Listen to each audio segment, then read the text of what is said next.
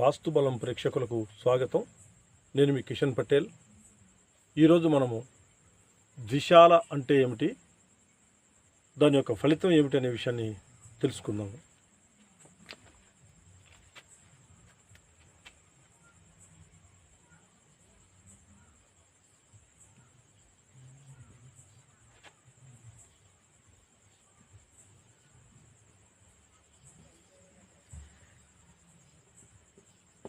ద్విశాల అంటే ఏమిటి?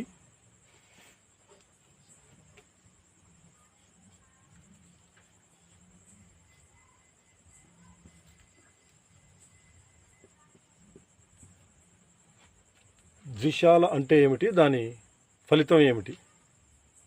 మనం ఇప్పటికీ చతుశాల గురించి తెలుసుకున్నాము, త్రిశాల గురించి తెలుసుకున్నాము. ఈరోజు ద్విశాల గురించి తెలుసుకుందాం.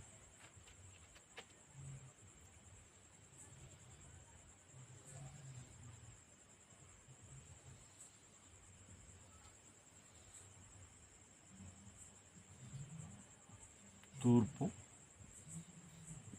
పడమర, ఉత్తరం, దక్షిణం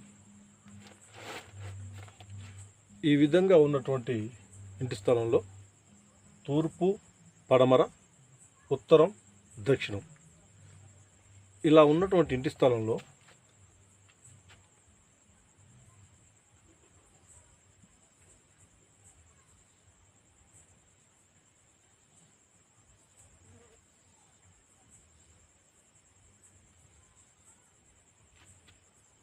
దక్షిణం పారుబట్టి, పడమర పారుబట్టి ఇలా కట్టుకున్నటువంటి గృహాన్ని కమలాకర గృహము అంటారు. ఈ విధంగా కట్టుకున్నట్టయితే కమలాకర గృహము అంటారు. దక్షిణ పారున కట్టుకోవాలి, పడమర పారున కట్టుకోవాలి. ఈ విధంగా కట్టుకున్న గృహాన్ని కమలాకర గృహము అంటారు. ఇది చాలా లక్ష్మీప్రదమైనది.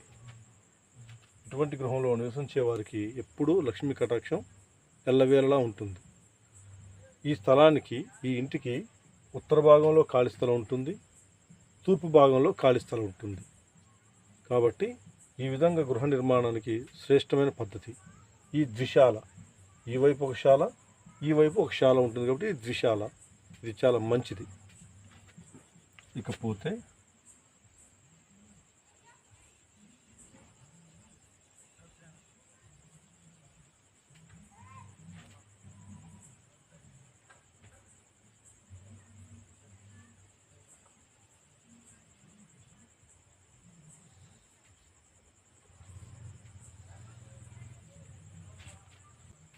ఈ విధంగా పడమర పారు, ఉత్తర పారులో కట్టేటువంటి గృహాన్ని శ్వానపద గృహము అంటారు. శ్వానపద గృహము అంటారు.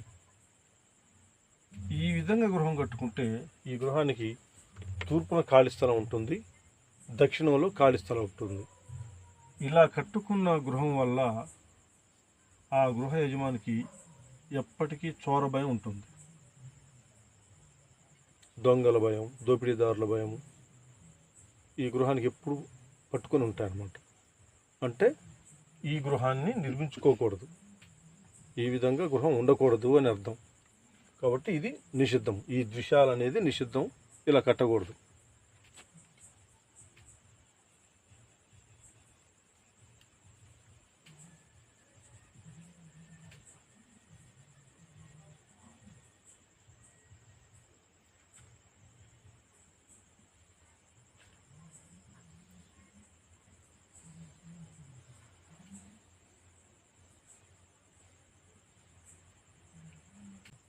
ఈ విధంగా ఉత్తరం పారు, తూర్పు పారు కట్టినటువంటి గృహాన్ని ఉష్ట్రదంష్ట్ర గృహము అంటారు. ఉష్ట్రదంష్ట్ర గృహము అంటారు. ఈ గృహము ఎల్లప్పుడూ ఆర్తిని కలుగజేస్తుంది. ఇది కూడా మంచిది కాదు. ఈ రకంగా ద్విశాల అనేది నిర్మించుకోకూడదు. ఇది కూడా నిషిద్ధమైన పద్ధతే.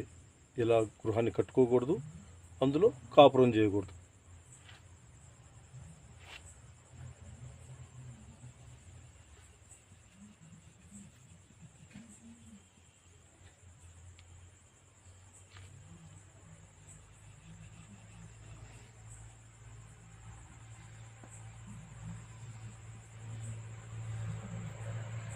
ఇక 4వది చివరిగా తూర్పు పారున ఇల్లు కడతారు, దక్షిణ పారున ఇల్లు కడతారు.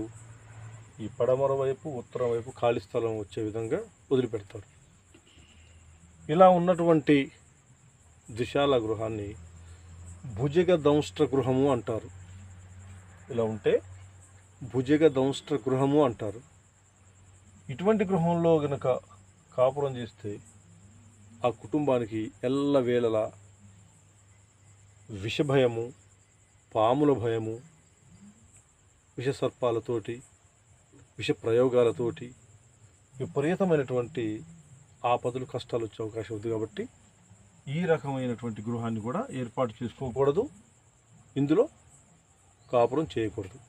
కాబట్టి ఈ పద్ధతి కూడా నిషిద్ధమే. ఈ దిశాల పద్ధతి కూడా నిషిద్ధమే. ఇలా ఉండకూడదు.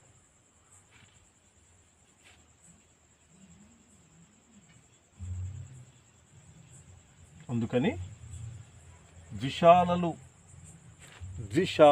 2 శాలలు కనుక ఏర్పాటు చేసుకునే పరిస్థితి కనుక ఉంటే జాగ్రత్తగా ఆలోచించుకొని అందులో మనకు ఏ శాల ఉపయోగపడుతుందో గుర్తించి ఆ శాలను మాత్రమే మనం నిర్మించుకొని హాయిగా జీవించాలని తెలుపుతూ సర్వే జనా సుఖినో భవంతు. శుభం.